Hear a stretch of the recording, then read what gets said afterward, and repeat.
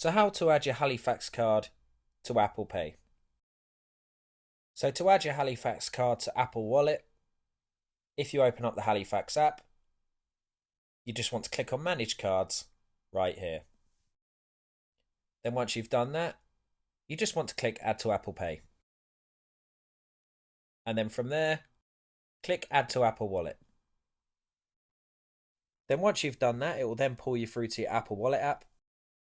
And to add your Halifax card to it, you just want to select Next.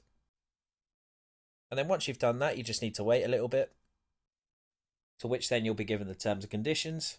So give that a read, and if you agree, click Agree. Then from there, you'll just need to wait for it to be processed. And after a few seconds, you'll be notified right here that your card has now successfully been added to Apple Wallet. And then you'll be brought through to this page here. And if you want to make it your default, you can select Use as Default right here. And there you have it. And your card is now successfully added to Apple Pay.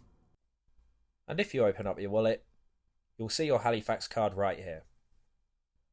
And that is pretty much it. If you found this video helpful, please subscribe as it helps the channel massively.